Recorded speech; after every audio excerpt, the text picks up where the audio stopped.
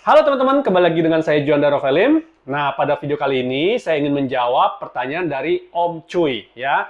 Nah, jadi Om Cuy itu ceritanya seperti ini teman-teman. Jadi pada hari Kamis minggu lalu sebelum Lebaran ya, saya di WA oleh Om Cuy yang mendapatkan nomor kontak saya dari video yang ada di YouTube saya. Nah, beliau bertanya kepada saya, Pak, gimana dong caranya untuk membuat surat penawaran kerjasama gitu ya. Nah, kalau saya bilang, saya jawab seperti ini nih yang ada di WA-nya nih ya. Jadi saya bilang sama Om Cuy ya, Om Cuy ini adalah owner dari Mahira Event Organizer, teman-teman. Ya, jadi kalau teman-teman butuh event organizer, bisa kontak ke Om Cuy ya. Nanti Instagramnya juga akan saya taruh di kolom caption yang ada di bawah, oke? Nah, jadi untuk menjawab pertanyaan Om Cuy tadi, saya bilang sama dia ya, kalau cuma ingin mencari contoh surat penawaran kerjasama ya, tinggal search aja di Google nih kayak gini ya. Ini banyak banget gitu ya. Banyak banget contoh-contoh surat penawaran kerjasama yang ada di Google. Anda tinggal download, Anda pelajarin, Anda ganti kata-katanya, selesai seperti itu ya. Nah, tetapi yang perlu saya tekankan lagi kemarin adalah bukan masalah contoh suratnya, bukan masalah tentang bagaimana format suratnya gitu. Tetapi sebenarnya adalah apa yang bisa kita tawarkan ya, value apa yang kita bisa tawarkan kepada orang ya. Kenapa? Karena ingat loh, kita ingin menawarkan kerjasama. Beda dengan halnya kita mau menawarkan ketika kita menjadi profesional, artinya kita nanti dibayar ya. Jadi kalau kita mau kerjasama ya namanya kerjasama, sama-sama kerja, bukan kita kerja kita dibayar, itu namanya kita di outsource ataupun kita di hire sebagai profesional seperti itu ya. Nah, jadi di video ini saya ingin menjawab poin-poinnya apa yang harus Om Cuy dan mungkin teman-teman yang lain juga perlu perhatikan ya. Jadi kita bisa belajar bersama-sama. Dan ini adalah pendapat saya teman-teman. Ya mungkin teman-teman yang punya pengalaman lain juga bisa mempunyai pendapat yang berbeda. Nanti kita bisa diskusikan di kolom komentar di bawah. Oke? Nah tapi saya ingin menjawabnya dengan coret-coretan seperti ini ya, supaya lebih gampang untuk menjelaskannya teman-teman. Oke teman-teman. Nah jadi strategi ini bukan hanya untuk Om Cuy, tapi buat teman-teman juga yang mungkin bergerak di bidang jasa. Ya misalnya kayak saya digital marketing agency, teman-teman yang baru mulai digital marketing agency, atau teman-teman yang lagi mau cari kerja, ya semua yang berhubungan dengan jasa, yang berhubungan dengan untuk mempertemukan orang juga seperti itu, ya. Nah jadi contoh kasus seperti ini, misalnya ini ada satu perusahaan teman-teman, ya ini ada satu perusahaan,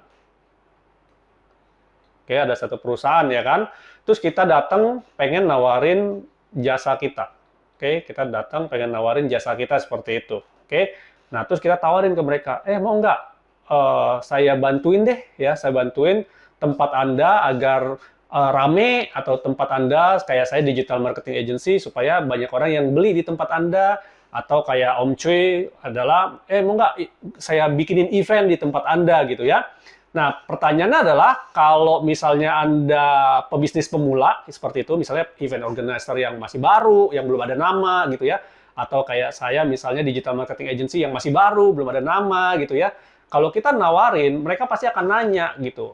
Emang portofolio lu apa? Emang hasil yang sudah lu sampaikan ataupun hasil yang sudah lu berikan kayak gimana? Klien-klien lu siapa dan lain-lain gitu ya. Nah, kalau Anda sudah punya pengalaman sih no problem, Anda tinggal sodorkan, Anda bisa punya negotiation skill-nya yang lumayan, bisa punya power untuk nego gitu ya. Oh ini hasil saya, ini bla bla bla, banyak banget seperti itu ya. Ini adalah pengalaman saya. Nah itu Anda bisa negosiasi di sana seperti itu. Nah tetapi kalau misalnya Anda masih baru, pengalaman nggak ada, terus juga portofolionya nggak ada, Anda tawarin kerjasama kepada perusahaan, tempat atau apapun, kafe, restoran, maka kemungkinan besar 80-90% akan ditolak. Seperti itu, pasti akan ditolak. Lu siapa? Seperti itu ya. Dan lagi apalagi kita mintanya bayarnya bulanan ya, waduh itu lebih-lebih gitu. Nah saya sebagai yang punya tempat ataupun yang punya usaha, ngapain saya bayar kamu gitu ya. Nah kamu aja belum terbukti track recordnya dan lain-lain seperti itu. Nah jadi strategi yang paling pertama adalah, kalau Anda masih baru, selalu berikan value ya, selalu berikan value. Jangan tawarin mereka untuk mereka keluar duit.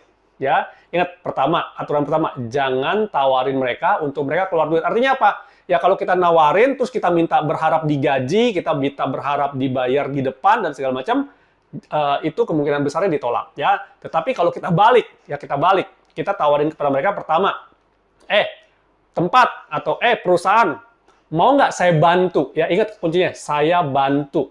Oke, mau nggak saya bantu supaya tempat kamu rame? Mau nggak saya bantu supaya jualan kamu meningkat? Mau nggak saya bantu ya agar kamu bisa mendapatkan income yang lebih besar? Dan free, gratis. Nah, ya, dan free, gratis. Kuncinya adalah gratis. Ya, kata-kata gratis itu membuat orang, ya udahlah, nothing tulus, gue coba jasa lu. Seperti itu. Pak, tapi kalau misalnya saya kasihnya gratis, saya nggak dapat duit dong. Ya, nah teman-teman, disinilah mindsetnya yang harus ditekankan dulu. Ya, nggak apa-apa, mungkin untuk sebulan pertama gratis, atau 2 bulan pertama gratis. Ya, nggak apa-apa, untuk cobain dulu. Ya, atau mungkin seminggu pertama gratis, atau 1 event pertama gratis. Oke, no problem.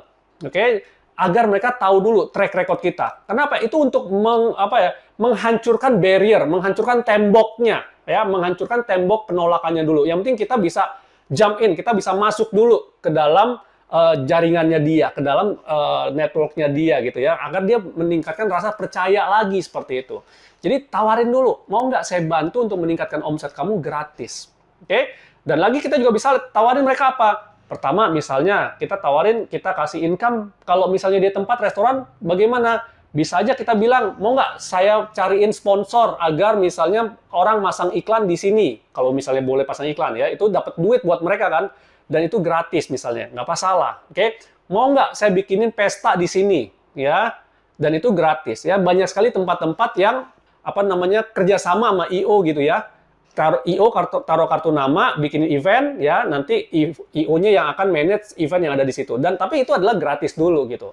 Dan biasanya tempat nggak mau bayar IO ya. Yang ada mungkin adalah bagi hasil gitu ya. Jadi bagi hasil.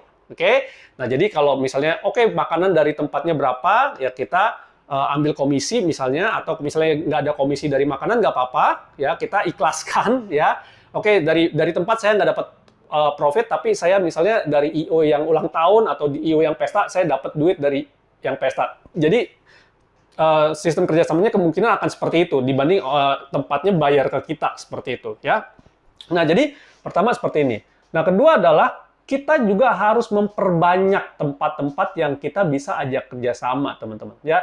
Jadi kita juga jangan hanya terfokus pada satu tempat saja. Contoh seperti ini. Jadi kita hanya, ini misalnya tempat A gitu ya. Terus kita ajak juga tempat B. Kita ajak juga tempat C.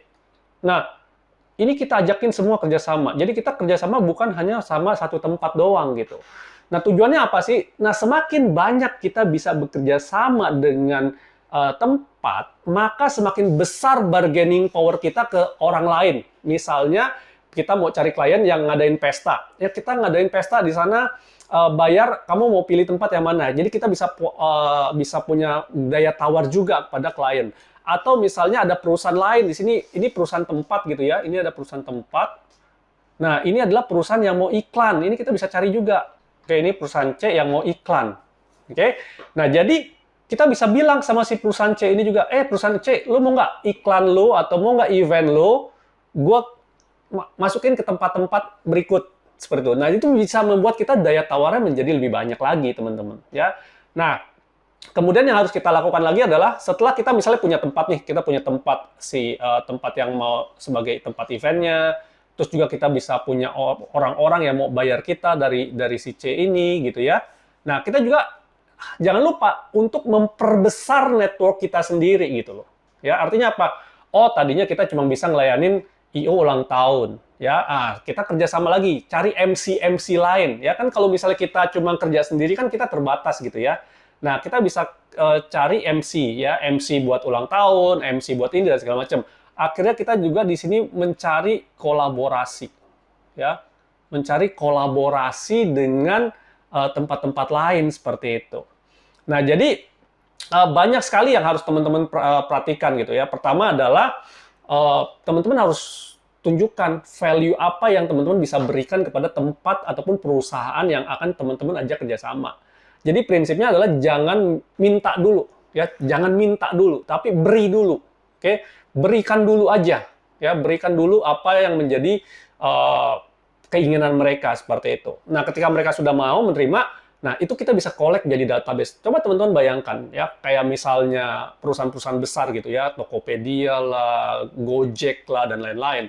Awalnya mereka dikasih free dulu. Ya, free dulu. Mau free jualan di tempat saya, mau free daftar untuk menjadi Gojek dan segala macam gitu ya. Tetapi ketika mereka merchant-nya udah banyak, ketika driver-nya udah banyak, mereka punya bargaining power yang sangat besar untuk misalnya perusahaan-perusahaan lain yang mau ngiklan, taruh iklannya di Gojek-nya, taruh iklannya di sini dan segala macam ya. Nah, jadi teman-teman ketika Anda mau kerjasama, kuncinya satu, jangan berharap untuk nerima dulu ya. Salah nggak salah sih sebenarnya gitu loh. Tapi kalau Anda mau sukses gitu ya, ya banyak cerita-cerita orang-orang hebat dimulai dengan free dulu. Ya, kayak saya pun saya biasanya kasih free dulu. Ya, kalau saya ke klien saya, mau nggak perusahaan kamu saya kasih free assessment. Ya, saya lihat semua digital marketingnya. Ini adalah kelebihannya, ini adalah kekurangan dan segala macam. Oke, kalau Anda mau perbaikin bla bla bla, oke ya. Nah, ketika kamu mau memperbaiki, mau pakai jasa saya, baru ini harganya gitu. Jadi pada awalnya itu kasih gratisan dulu teman-teman. Seperti itu ya. Nah, terus setelah kedua, ya udah teman-teman perbesar network teman-teman. Ya, perbesar network siapa? Network tempat, network perusahaan yang mau ngiklan, network orang-orang yang bisa menjadi supporting teman-teman. Oke? Nah, itu perbesar. Dan semakin besar network yang teman-teman punya, ya, maka hasilnya pun akan semakin masif seperti itu.